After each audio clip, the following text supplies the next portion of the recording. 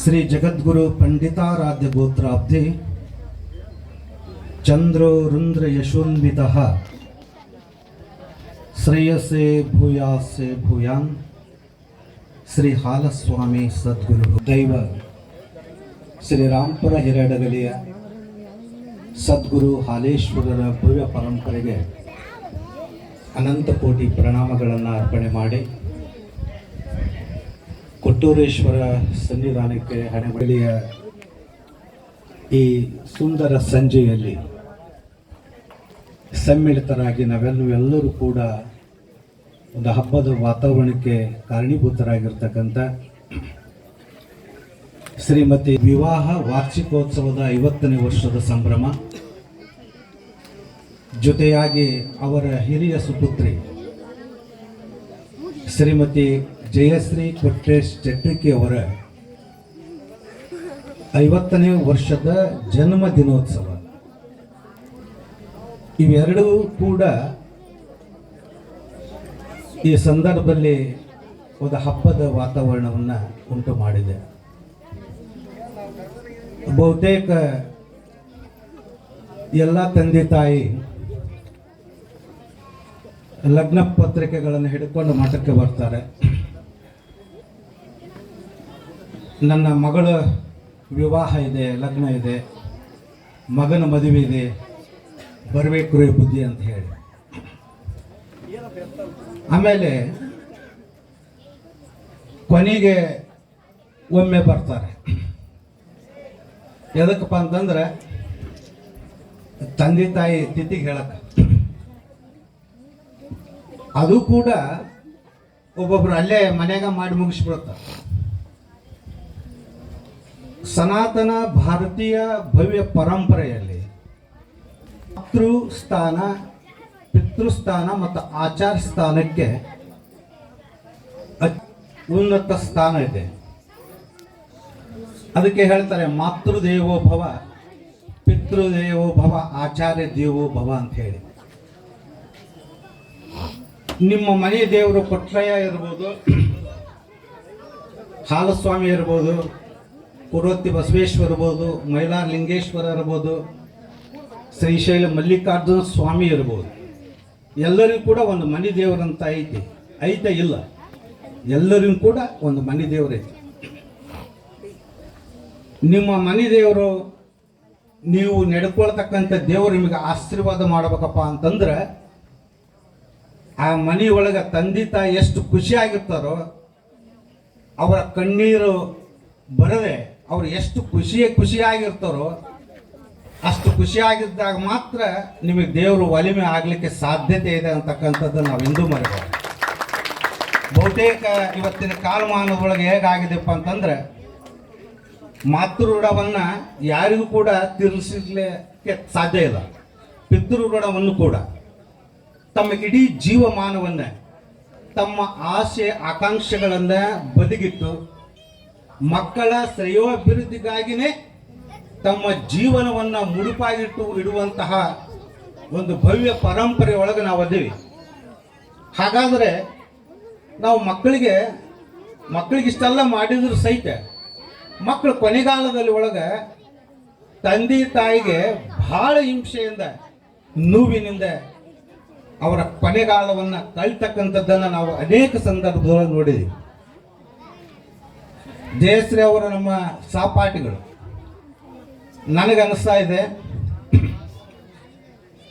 ಜಯಶ್ರೀ ಆ ಬಿದರಳಿ ಕುಟುಂಬದ ಹಿರೇ ಮಗಳಲ್ಲ, ಹಿರೇ ಮಗ ಆಗಿ ಆ ಕುಟುಂಬವನ್ನು ಅತ್ಯಂತ ಪ್ರೀತಿ ವಾತ್ಸಲ್ಯದಿಂದ ನೆನೆದುಕೊಂಡು ಹೋಗ್ತಕ್ಕಂಥದ್ದು ನೋಡಿದರೆ ಭಾಳ ಹೆಮ್ಮೆ ಅನಿಸ್ತದೆ.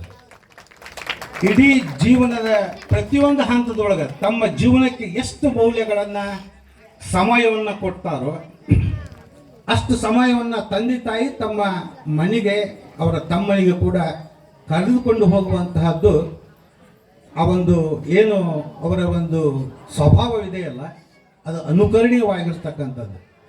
ಅದಕ್ಕೋಸ್ಕರನೇ ನಾವು ಹೇಳ್ತೀವಿ, ಮೊನ್ನೆ ಮಹಾಕುಂಭ ಆಯಿತು, ನಾವು ಕೂಡ ಹೋಗಿದ್ವಿ.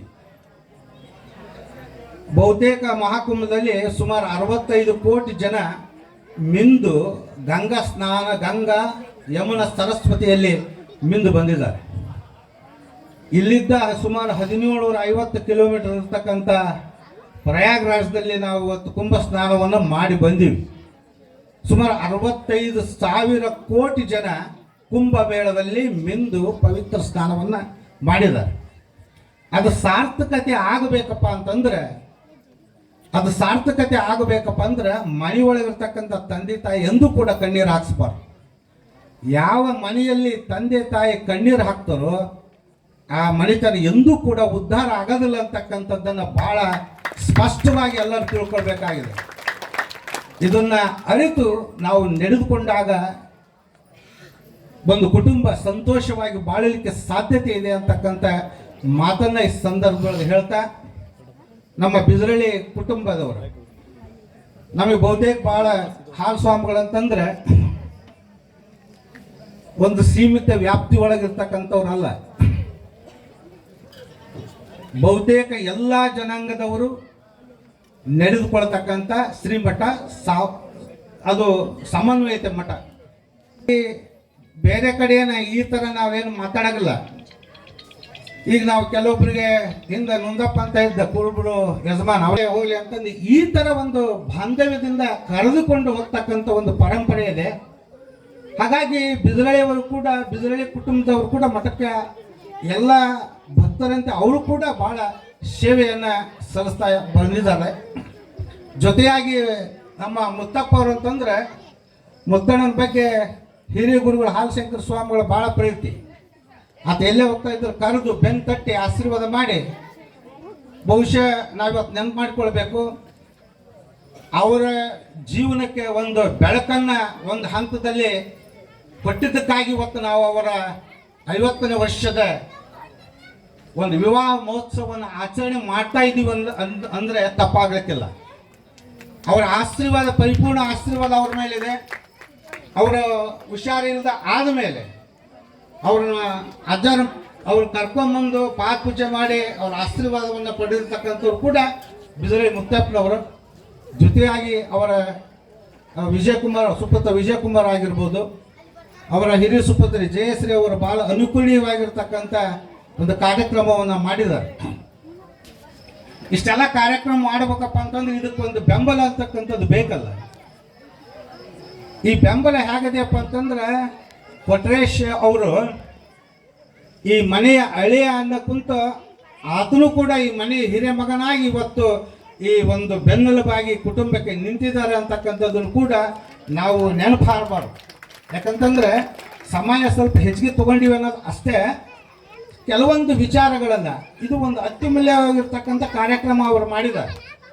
ಬಹುತೇಕ ತಂದೆ ತಾಯಿ ಒಂದು ಕಾರ್ಯಕ್ರಮ ಅಪರೂಪದಲ್ಲಿ ಅಪರೂಪ ಕಾರ್ಯಕ್ರಮವನ್ನು ಆ ಇಬ್ಬರು ದಂಪತಿಗಳು ಅವರು ಅವರ ಮಾವ ಮತ್ತು ಅಕ್ಕನಿಗೆ ಮಾಡಿದರೆ ಇವರು ತಮ್ಮ ತಾಯಿ ಮತ್ತು ತಂದೆಗೆ ಒಂದು ಸೇವೆಯನ್ನು ಸಲ್ಲಿಸಿದ್ದಾರೆ ಅಂತಕ್ಕಂಥ ಮಾತನ್ನು ಈ ಸಂದರ್ಭದಲ್ಲಿ ಹೇಳ್ತಾ, ಜೊತೆಯಾಗಿ ಅವರು ತಮ್ಮ ಬಳಗದ ಜೊತೆಗೆ ಎಲ್ಲ ಸ್ನೇಹಿತರನ್ನು ಕೂಡ ಕರೆದುಕೊಂಡು ಒಂದು ಅತ್ಯುತ್ತಮವಾಗಿರ್ತಕ್ಕಂಥ ಕಾರ್ಯಕ್ರಮವನ್ನು ಈ ಒಂದು ಸಂಜೆ ಆಯೋಜನೆಯನ್ನು ಮಾಡಿರ್ತಕ್ಕಂಥದ್ದು ಬಹಳ ಉತ್ತಮವಾಗಿರ್ತಕ್ಕಂಥದ್ದು, ಅನುಕರಣೀಯವಾಗಿರ್ತಕ್ಕಂಥ ಮಾತು ಅಂತ ಹೇಳ್ತಾ, ಆ ಕುಟುಂಬಕ್ಕೆ ಶ್ರೀ ಗುರು ಹಾಲೇಶ್ವರರ ಪೂರ್ಣ ಆಶೀರ್ವಾದ ಸದಾಕಾಲ ಇರಲಿ ಅನ್ನುವಂತಹ ಒಂದು ಹಾರೈಕೆಗಳನ್ನು ಆಶೀರ್ವದಿಸಿ ಎಲ್ಲರಿಗೂ ಕೂಡ ಶುಭವಾಗಲಿ.